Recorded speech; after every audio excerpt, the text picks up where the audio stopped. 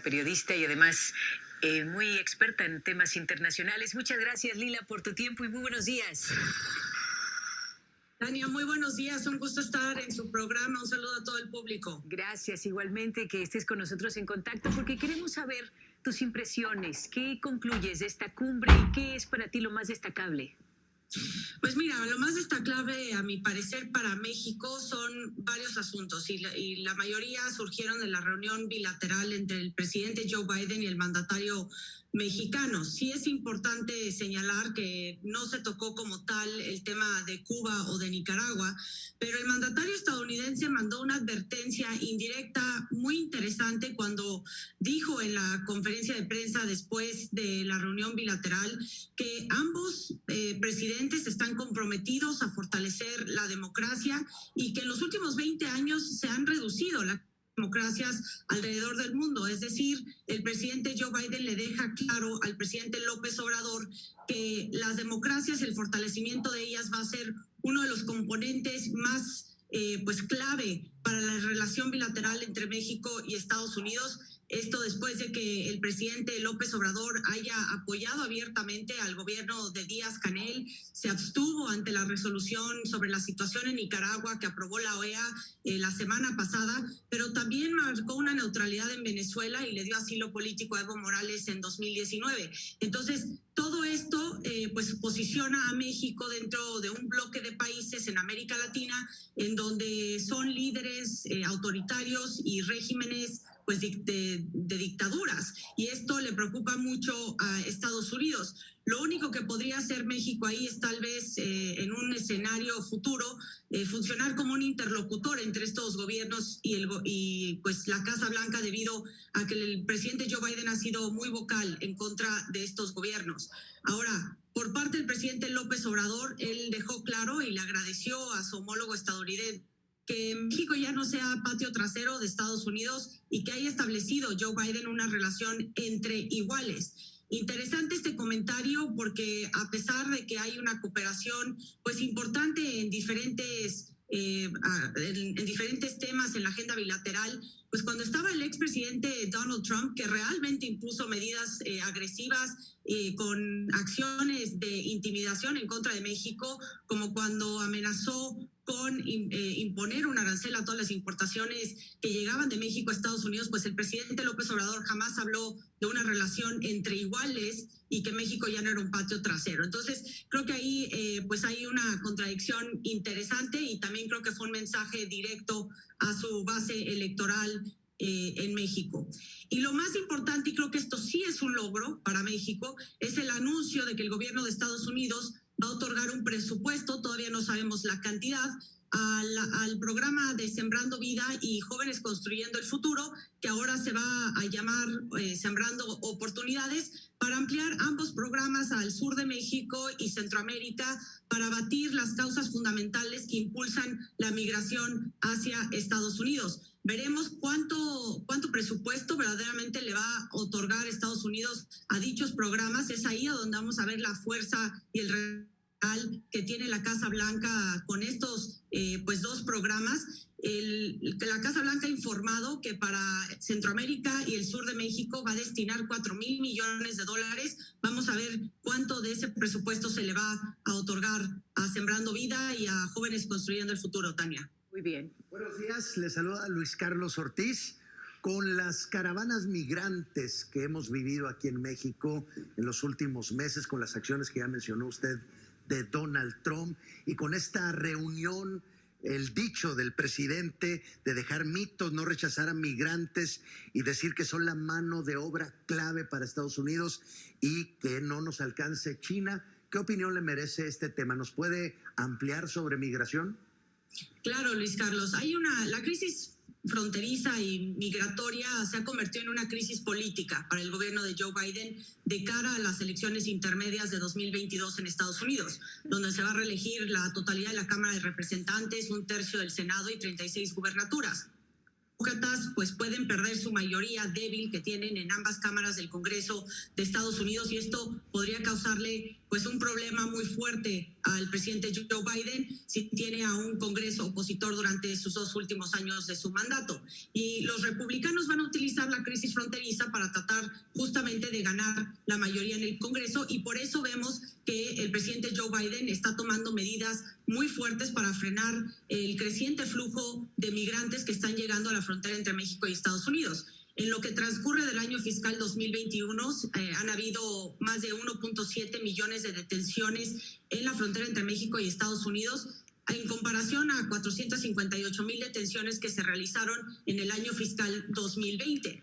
Y por eso vemos que el presidente Joe Biden establece una especie, Luis Carlos, de quid pro quo. Es decir, México, tú me ayudas a frenar la migración en tu frontera sur y en la frontera con Estados Unidos, y a cambio yo te voy a dar un presupuesto para ampliar estos 2 programas claves del gobierno de la Cuarta Transformación, y así el presidente López Obrador también se puede colgar la medalla de que realmente sus programas son un éxito. Ahora, interesante también que el mandatario mexicano dijo que apoya la reforma migratoria que está estancada en el Congreso de Estados Unidos para regularizar a más de 11 millones de indocumentados que residen en el país norteamericano.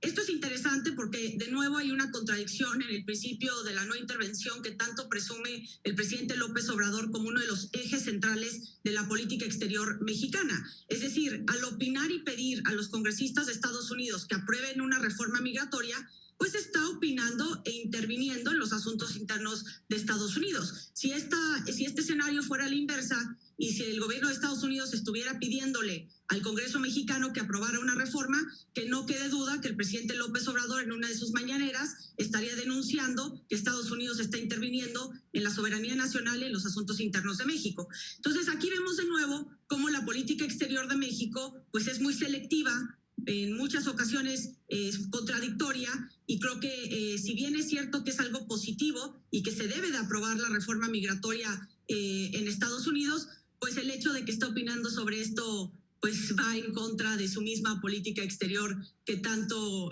pues ha presumido, ¿no?, a nivel internacional. Veremos, Lila, si hay acciones contundentes, al menos en Estados Unidos, con este tema de la migración, el tema de la regulación y lo que pide también México al gobierno de Joe Biden. Muchas gracias, Lila. Quisiéramos nada más cerrar a manera de conclusión.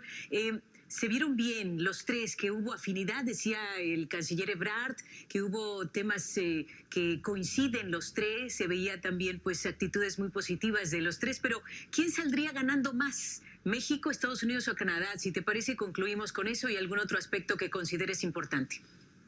Claro que sí, Tania. Yo creo que los 3 países ganan, porque después de la pandemia lo que hemos vivido es que las cadenas de suministro están altamente interconectadas entre los 3 países. Es decir, si hay una interrupción en alguna parte de un país, esto interrumpe la cadena de suministro, y por eso hemos visto que los productos cuestan más. La inflación en Estados Unidos está en 6.2%, es la cifra más alta en los últimos 30 años en la historia de Estados Unidos, pero también hay interrupciones en los puertos, en la entrega de los productos, y esto va a afectar mucho y está afectando a los consumidores. En cuanto a la región de América del Norte, también trataron temas muy importantes como ciberseguridad, el cambio climático, solucionar y avanzar en temas de desarrollo e inclusión social. Todo esto viene en la declaración en conjunto que publicó la Casa Blanca ayer por la noche. Y nada más concluir con un último aspecto que me parece fundamental para México, y es que yo le pregunté al canciller Marcelo Ebrard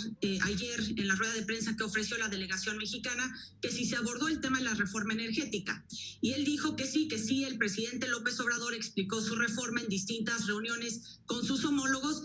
Y el hecho es, y lo más preocupante, no es que si Joe Biden o Justin Trudeau están en contra políticamente de la reforma energética que impulsa López Obrador. El tema es que está violando ciertas disposiciones, capítulos del Tratado de Libre Comercio entre México, Estados Unidos y Canadá, que es legalmente vinculante. Y por ello, al violarlo, están rechazando pues sus socios que esta reforma se vaya a impulsar, porque amenaza las inversiones del sector privado estadounidense y canadiense que de buena fe invirtieron en México y que ahora les están cambiando pues las reglas y le están cambiando el contexto político, y esto causa que en México pues haya una reducción en la inversión extranjera por la falta de certidumbre, estabilidad para la inversión extranjera directa en nuestro país. Y creo que sí, el tema de la reforma energética fue uno de los puntos claves para el gobierno de Estados Unidos, porque ya hemos visto mucha preocupación en meses pasados de tanto el sector privado, de la representante comercial de Estados Unidos, Katherine Tai, al igual que de varios congresistas y gobernadores de Estados Unidos que le han pedido al gobierno de Joe Biden pues que le diga a México que respete lo que acordó cuando se renegoció el Telecán y lo que ahora se conoce como el TEMEC, Tania. Pero no lo hizo, no vimos a Biden contundente sobre este tema, preguntarle o exigirle esto que nos comentas al presidente López Obrador. ¿Será para la próxima cumbre o crees que hay alguna reacción en las siguientes semanas sobre este tema por parte de Estados Unidos hacia México? Bueno, Tania, es que los temas espinosos y los temas fuertes se llevan a cabo en conversaciones y negociaciones a puerta cerrada. Las declaraciones y las conferencias en público que dan, son altamente diplomáticas, al igual que la declaración en conjunto. Pero yo te puedo confirmar, porque consulté a varias fuentes de la Casa Blanca, que el tema de la reforma energética fue uno de los puntos más importantes para el gobierno de Estados Unidos, de nuevo, porque está violando el TEMEC, y sobre eso se concentró el presidente Joe Biden, y creo que lo estamos viendo, no lo vamos a ver en la próxima cumbre, lo estamos viendo en tiempo real. Ya se están presentando demandas y posiblemente esto se puede convertir en arbitrajes internacionales, donde México y el Estado de México, ya más allá del gobierno de López Obrador, va a tener que pagar miles de millones de dólares si pierde estos casos internacionales. Y hay ciertas maneras de desahogar estas demandas dentro del mismo TEMEC. Y esto es el gran reto y la gran preocupación para México, porque puede afectar la velocidad de la recuperación económica tras la pandemia, pero también puede reducir la cantidad de inversión extranjera por la falta de certidumbre en la economía mexicana.